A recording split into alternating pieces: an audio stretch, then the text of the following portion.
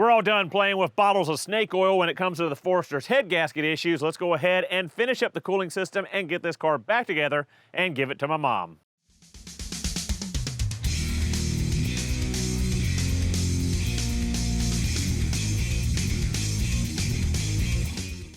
So guys, in the previous videos on this Forester, we went through and used some Blue Devil, and we went through and used some K-Seal. Neither of them worked on sealing up the slight little head gasket leak on this car.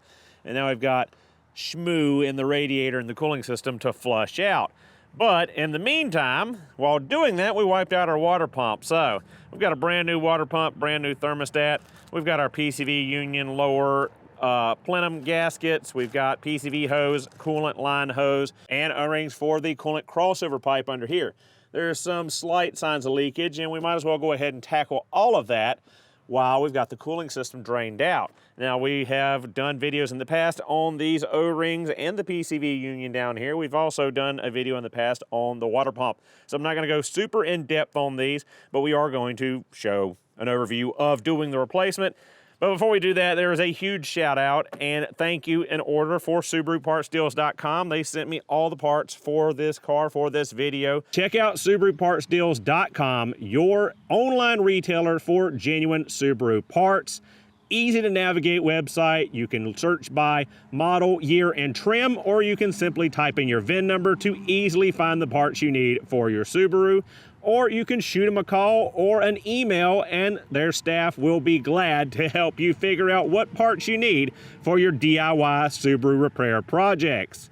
As a big thanks to you viewers, SubaruPartsDeals.com has offered up a promo code Mr. Subaru in all caps, good for 15% off shipping of your order. SubaruPartsDeals.com, a Subaru genuine certified seller of parts for your Subaru vehicle. Anytime you get ready to do any repair on your Subaru, check them out, price them out.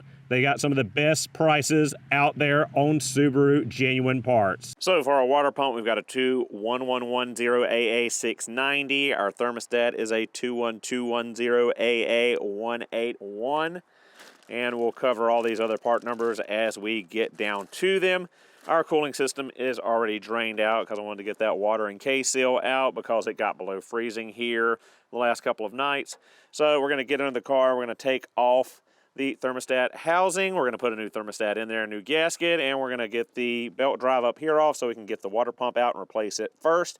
All right, so first off, we're going to get the belt guard out of the way so we can get our serpentine belt off. And I don't know why I haven't put a serpentine belt on this car yet. I thought I had, but apparently I have not. Definitely something I need to pick up before I let Mom drive this thing full time. So go ahead and get the belt off. We don't have to take it all the way off, just get it out of the way off the water pump pulley. So two pain in the butt things about the newer water pumps. I mean, they're much easier to get to, because it's only 5 10mm headed bolts underneath the pulley and take the serpentine belt off.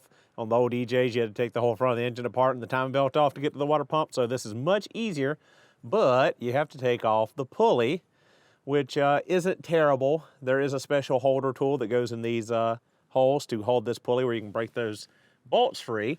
Or you can just take a long punch or a screwdriver or something, stick in there and kind of wedge it up against the water pump and use that to break it free. But other than that, super simple. The big pain is the thermostat and removing it with the exhaust manifold still in place. Subaru says take the exhaust manifold off. I say no thank you, I don't want to. So I fight and struggle to get my hands up in here and get these two little 10mm headed bolts off, but it can be done. The thermostat housing can come out and the thermostat through this gap.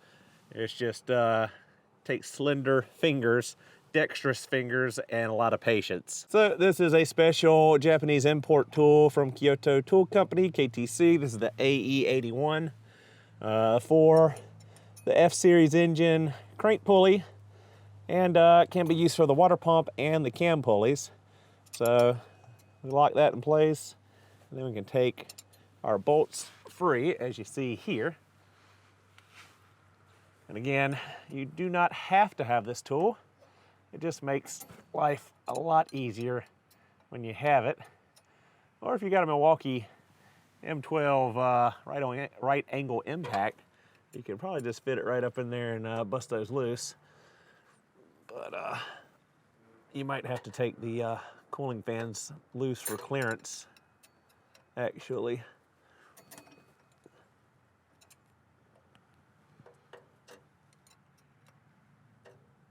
All right, so got that free.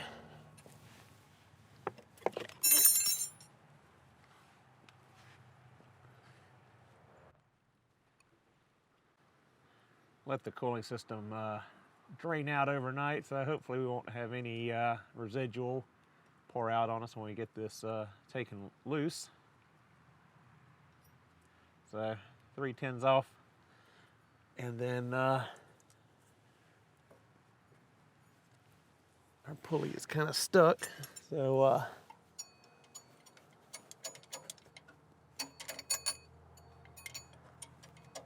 these are specialized snap-on puller wrench to pull that pulley off of there.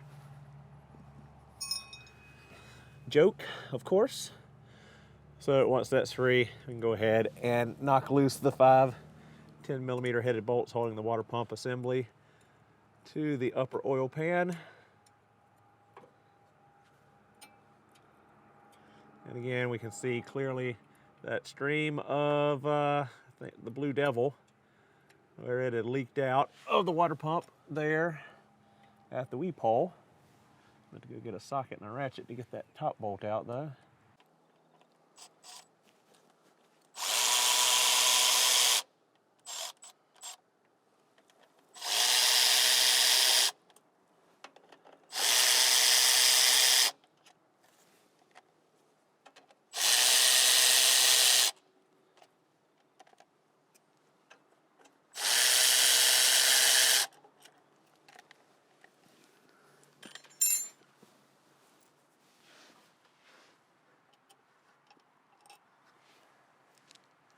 And our water pump ought to pop right off of there now.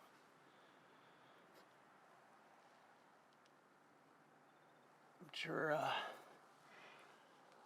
if I kept like that, it would have popped free right in time to smash my hand into the cooling fans or the radiator support, so let's not do that.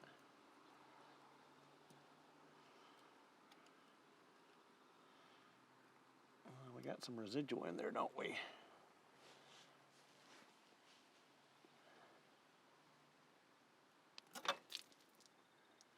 Hope I didn't just splash my phone, but there's our old water pump off.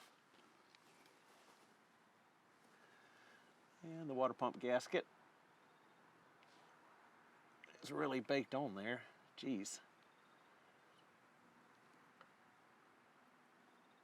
Really baked on there.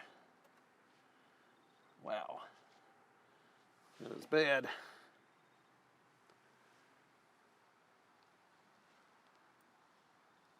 So we'll get this gasket pulled off, grab a razor blade, and clean up the surface. This thing is not wanting to come off. Jeez. All right, we've got our upper oil pan sealing surface cleaned up and prepped, ready to go. New water pump out of the box. Gasket already is on there. All we gotta do is throw it up there. Throw our 5 bolts back in. And we'll torque these to 6.4 Newton meters.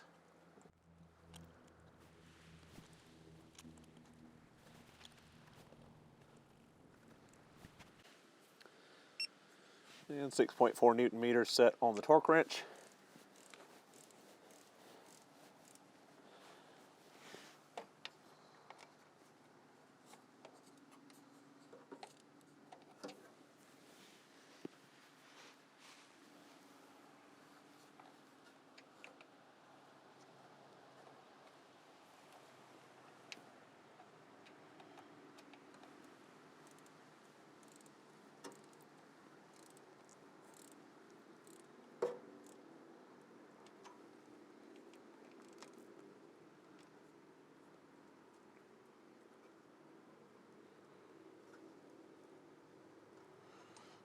And we'll just torque them in a star pattern.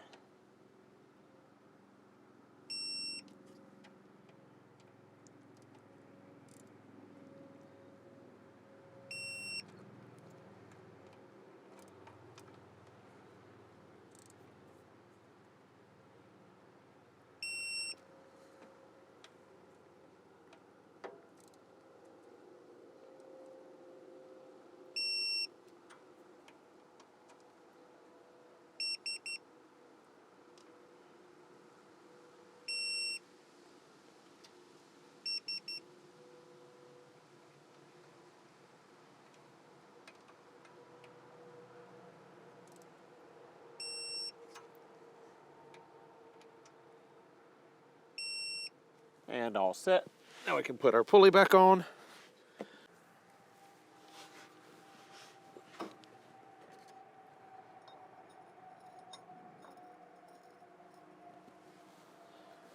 And if I recall correctly, these torque down to 14.4 Newton meters.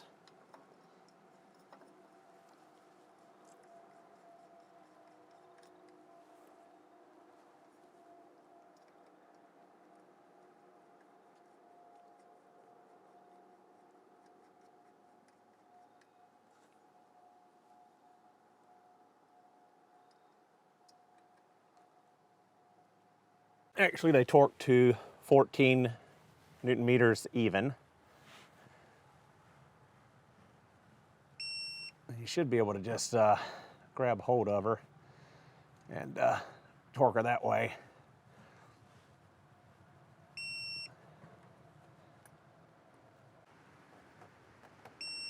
And there we go. Water pump is done. Now we can do our thermostat. All right, so this one's probably gonna be a tough one to show you just because of how cramped it is up in here.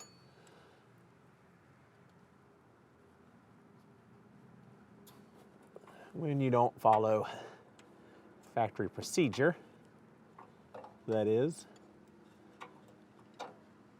Because again, Subaru wants you to take all this exhaust down just to change this thermostat. I just don't feel like it.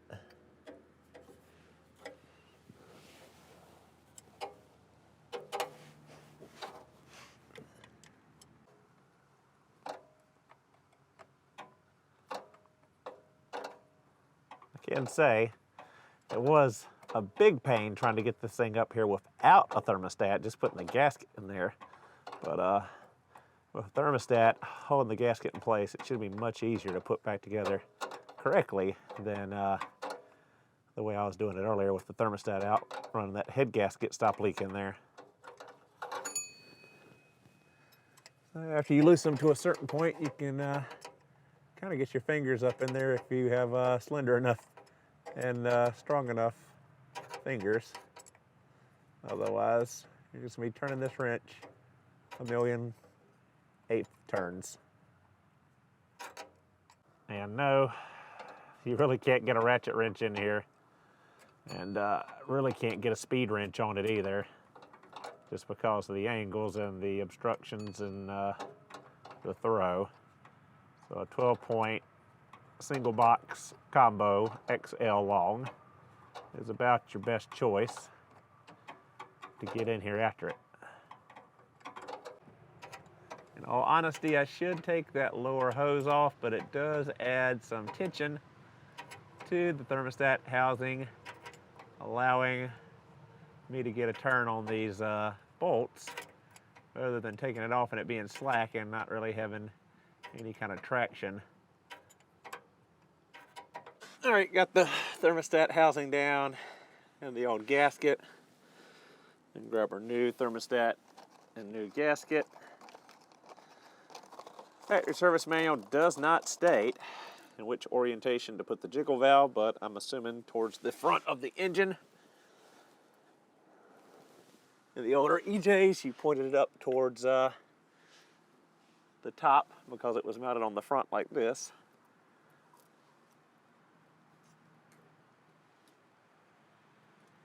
I'll go ahead and pop that in there.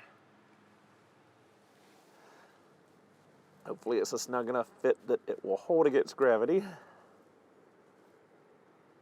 And it looks like it will. Get our housing up there and run our bolts in. Again, 6.4 Newton meters on these, same as our water pump.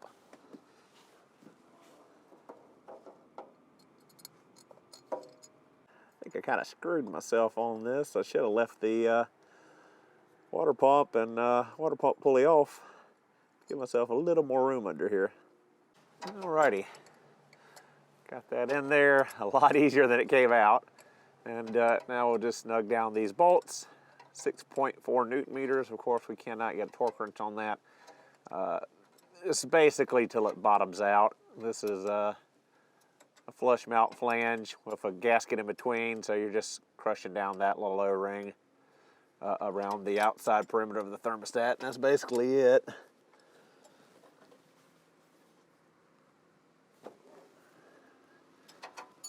It's a small bolt in an aluminum housing. You don't have to go reefing on it with a big old breaker bar.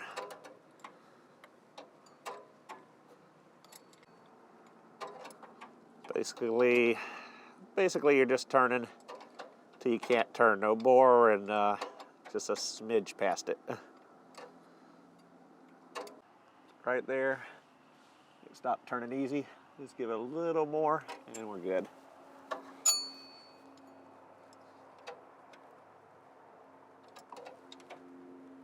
This one's still turning easily. Up there's a wall and a little more. And that's all it is. Throw our Laura hose on and we're done down here. We can go up and work on that PCV union and those coolant crossover O-rings. All right, guys, and that'll do it for the video. Huge thanks once again to SubaruPartsDeals.com for sending the parts out for the Forester for this video. Thank you guys so much for watching. Hope you enjoyed the video. See you all in the next one.